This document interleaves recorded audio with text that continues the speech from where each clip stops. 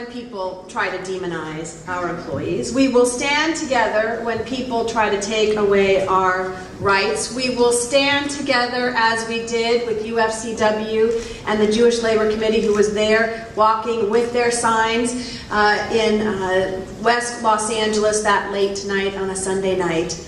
And we will stand with all of you as we fight to defeat Proposition 32.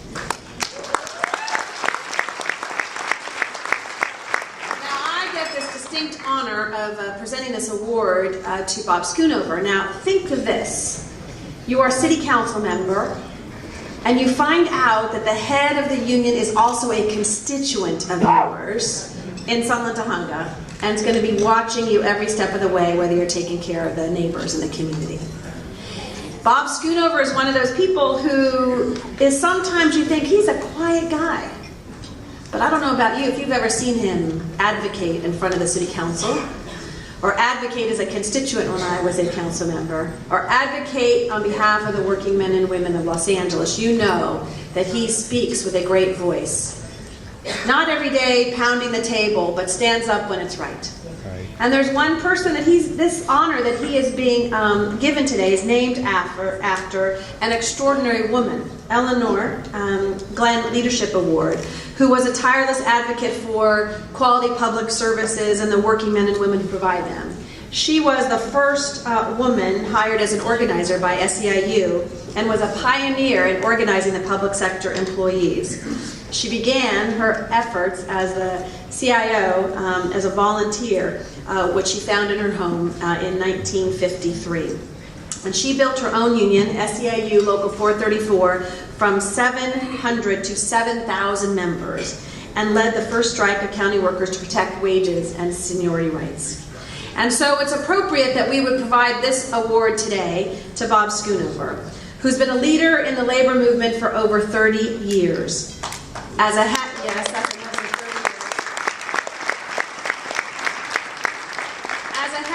equipment mechanic, Bob had repaired and maintained thousands of vehicles for the city of Los Angeles, working tirelessly to ensure they are road ready since 1979. And Bob, one of the police officers said to me the other day that they're very worried we don't have enough mechanics, so we need to work on that, as you know, here in the city of Los Angeles. He became active in his union in 1980 during a citywide strike when he became the strike captain. After that, he became the steward, back when they were still called shop stewards, and then was elected to the board, executive board, and became president of Local 347. Now, Bob is president of Local 721, the largest public sector union in Southern California, where he works to unite its 80,000 members into a single voice for workers' rights in California. He's been elected to the California Labor Federation, the LA County Labor Federation, the LA City Board of Deferred Compensation Administration, and the SEIU International Executive Board twice. As an elected and executive leader, Bob's body of work inspires and motivates us, and me. He's a family man from the San Fernando Valley who has worked hard and stayed humble his whole life, always keeping the interests of his brothers and sisters in the labor movement and community at heart. As I was talking to some of your members, Bob, because I was doing a little research, one of them said there was really only one word to describe Bob. Quiet, is that what you said? No. Is mensch. And that word more completely, I think, describes you of thinking as a decent human being with a sense of purpose. That's who you are. A decent human being with a sense of purpose to stand up for his brothers and sisters. And so, Bob, in his career, has always done the right thing, the right way, and we will always all be better off in our city and our community because of the leadership of Bob Schoonover. I'm proud to present the award and proud to call him my friend. Let's welcome and acknowledge Bob Schoonover.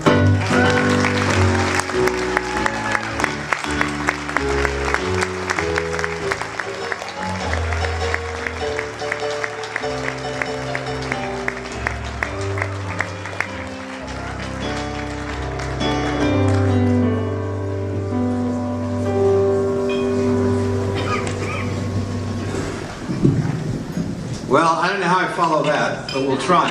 Thank you, Wendy. You know, I came to the labor movement in some curious ways.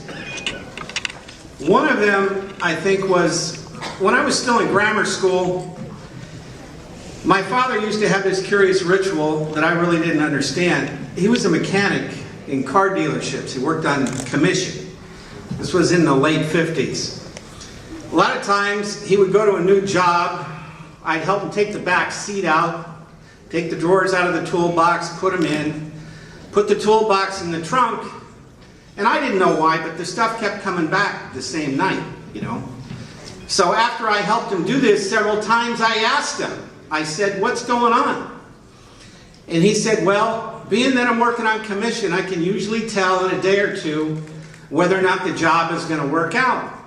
Now, my dad was a hard-working guy. He'd work at the house and the garage in between jobs, but this made an impression upon me at that age that, you know, I wanted a job with a little more stability. I didn't exactly know what that was, but that's what I wanted. So I went along and I actually became a mechanic. And like a lot of us in this room, by the time I was in my late 20s, I figured I had all the answers. I was working for the city of Los Angeles. I bought a house. I had one kid, one on the way. It was all downhill from there. And then some of these guys in the shop, they start talking about we're maybe going to go on strike. I said, "What?" So I went down to the union hall to talk to these crazy people. And I actually left the meeting, which was probably, there was probably 200 people in a quarter of the size of this room. They were packed in like sardines. But they convinced me not only were we going to go on strike, but we were going to win. This was back in 1980. Home mortgages were 18%. Well, we were out 3 days, and the only reason we were out 3 days is they didn't have internet and cell phones. We won, and we won big. We got a 9% raise the first year, 10% the second year. I was sold.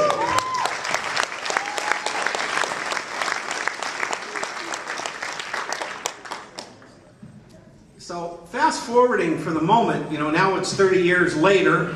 A lot of things have happened. Wendy filled you in on a lot of details. And we're stuck in the worst economy in 80 years, longer than any of us thought we would ever be there. And now, sadly enough, a lot of people are taking their frustrations out on the unions with things like Proposition 32.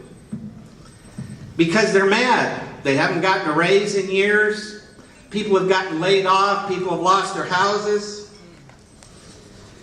But they're taking their anger out on the wrong people.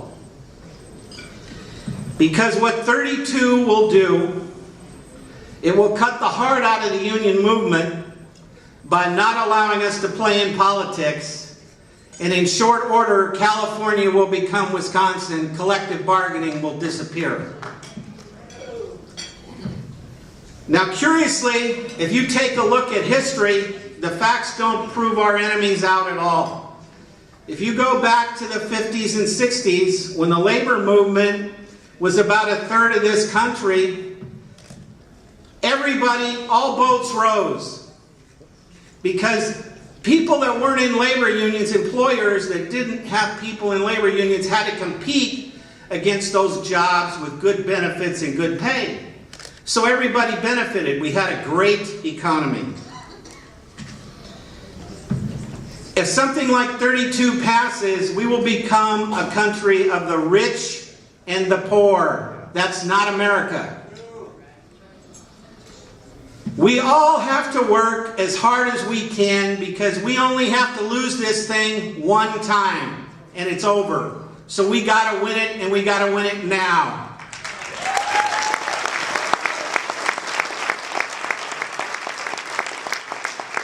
A little footnote to this story is my father actually went to work for the city of Los Angeles after I did. Worked there 10 years, best job he ever had, retired with a pension.